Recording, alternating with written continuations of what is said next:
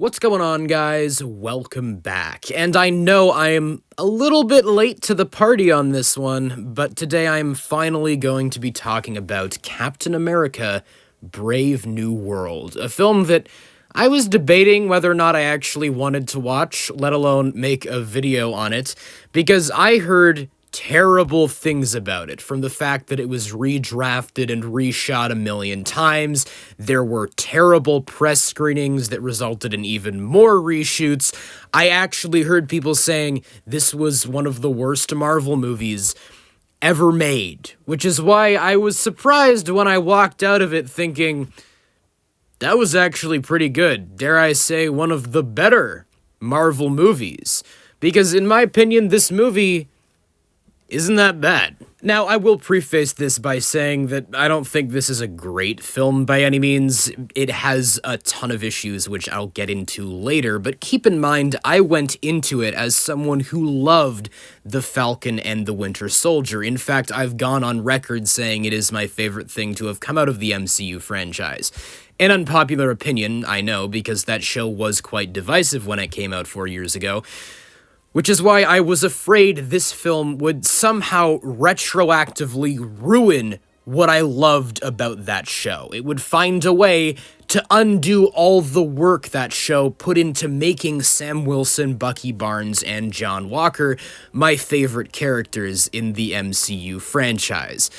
The jury's still out on whether or not they'll ruin Bucky and Walker in the Thunderbolts, but at least for now I can say they haven't ruined Sam Wilson, because this film keeps his characterization intact. You know what? I'll go out on a limb and give another one of my hot takes. I think Sam Wilson is a much more interesting protagonist than Steve Rogers ever was.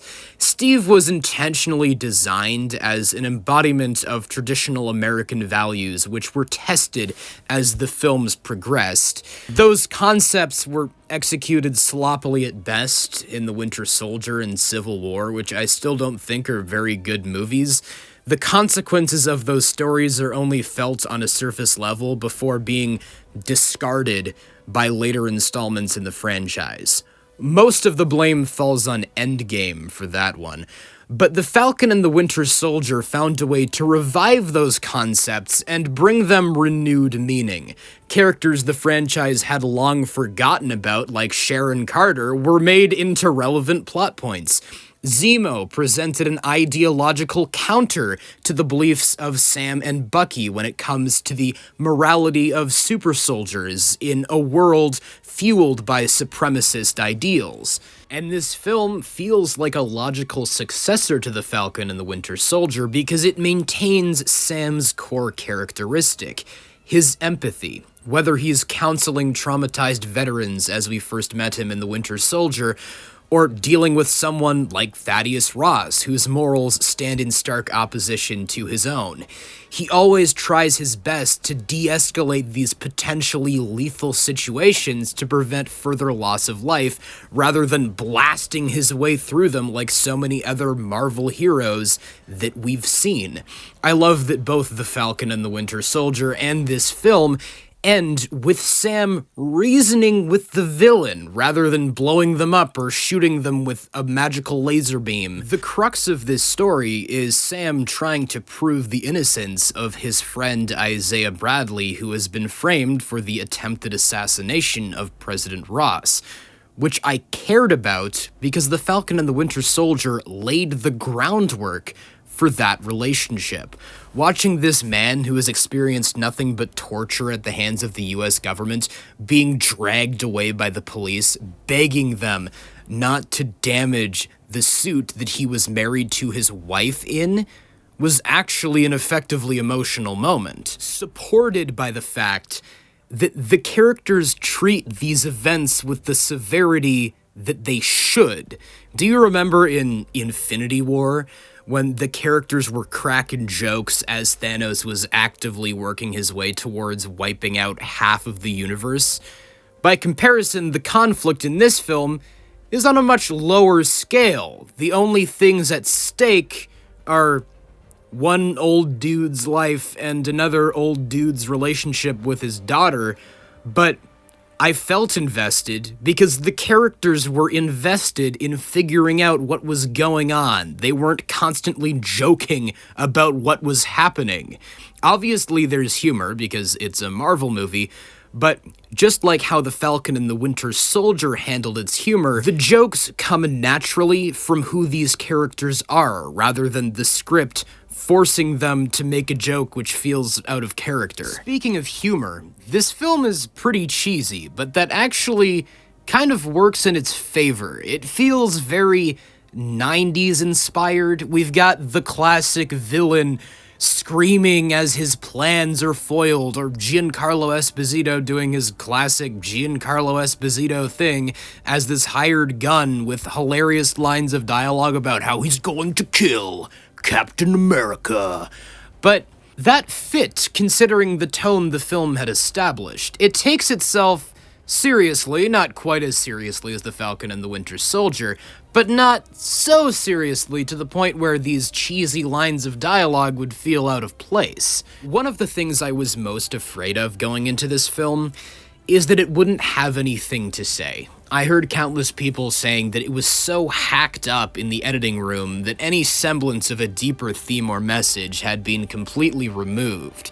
Well, now that I've seen it for myself, I'm happy to say that I think this film is quite relevant to the American political system and the way the government is run. At first, based on the marketing, I thought it was ridiculous that the same guy who let two Hulk monsters destroy Harlem and allowed all the Avengers to be broken out of the Raft prison by a single guy would be elected as president of the United States with no explanation. But then Donald Trump got reelected, so yeah. I think the image of a giant red monster man barreling through the White House, hitting American citizens with the flag of their country, is a surprisingly timely one, considering the world we're currently living in. I was also worried, based on Sebastian Stan's absence from the cast list, that they would choose to completely ignore the relationship between Sam and Bucky, despite how intrinsically linked those two characters are. But I was so happy to be proven wrong when at the second act low point, after Sam's wingman is severely injured and undergoing emergency surgery, Sam is doubting his ability to be a hero. And who should walk through the door but the only person who could give Sam the motivation he needed in that moment? Bucky Barnes. Not only one of his best friends, but his last living connection to Steve Rogers, telling him that the reason Steve chose Sam to take up his mantle was not because of his physical strength, but his strength of character. Steve gave the people something to believe in, but Sam gives them something to aspire to. It was a scene filled with the same heart and charismatic wit as their relationship in The Falcon and the Winter Soldier, and it was probably my favorite moment in the entire film for that reason. And now I'll talk about the less good aspects of the movie. As everyone has pointed out, the script was clearly redrafted more than a few times, and you can tell because there are several ADR'd lines of dialogue included purely for the sake of explaining information to the audience that they should already know. For example, at the beginning of the film, when Sam introduces the new Falcon to Isaiah, who promptly explains that he was imprisoned and experimented on by the US government, just in case you didn't watch The Falcon and the Winter Soldier. Or a scene where Ross asks his assistant if she's heard from Betty, his daughter. Just had to accentuate the daughter part of that in case you forgot about that plotline from like 20 movies ago. Or my personal favorite, Ross repeatedly talking about how he wants to walk with Betty in a cherry blossom orchard again, leading to a predictable scene in the climax where Sam tries to talk him down in a cherry blossom field. Although I do like that Sam made an emotional appeal to Ross as a person rather than shooting him with a laser, I still can't help but feel like the logical emotional payoff to that scene would have been Betty showing up to calm him down.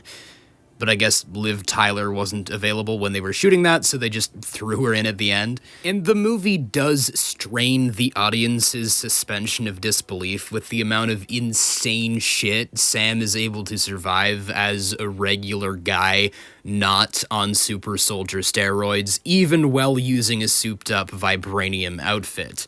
Seeing him get smashed through buildings and pummeled into the ground by a Hulk was a bit questionable, but I did appreciate them showing that he used every single tool at his disposal to try and subdue the Hulk. If the fight had continued past the point where Sam calmed Ross down, he would not have survived because he used everything he had, and even doing that, he got his ass kicked pretty hard. There's obviously a lot of really bad CGI, as is par for the course with Marvel at this point, although I will say it looks better than a high percentage of other Marvel movies, and I'm happy they didn't slather CGI all over the villain's face.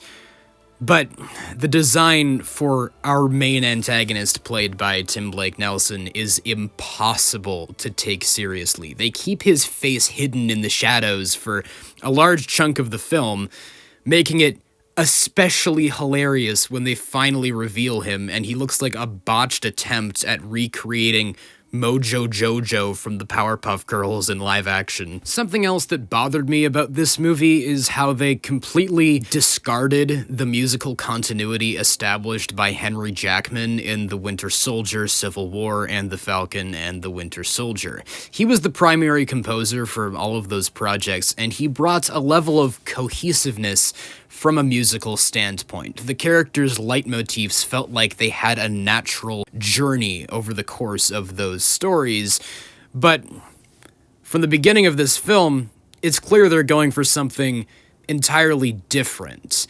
The score for this movie is fun. Laura Karpman brings this 90s spy action movie vibe akin to something like James Bond or The Sum of All Fears, but I really wanted to hear that new Louisiana hero Captain America theme they introduced at the end of Falcon and the Winter Soldier again. And to be honest, that's pretty much all I have to say about Captain America: Brave New World. I really can't get behind the crowd saying that this is the new worst Marvel movie, because in my opinion, it's one of the better ones. It's enjoyable, concise, and gets its point across in a short amount of time without overstaying its welcome. It's obviously imperfect, as I've said, but I'll take a flawed, well-meaning movie over a bloated junk fest like Avengers Endgame or Zack Snyder's Justice League any day. The biggest compliment I can give it is that it doesn't tarnish The Falcon and the Winter Soldier. The characterization of everyone from that show is kept intact, and I'm looking forward to seeing what they do with the character of Sam Wilson in future. But you guys let me know. What are your thoughts on Captain America: Brave New World? Do you agree with me that this movie is overhated, or do you disagree with me and think that it's one of the worst Marvel movies? Just whatever your thoughts are, please let me know them all in the comments below. And of course, as always, I hope you guys have a great day. Take care. Bye.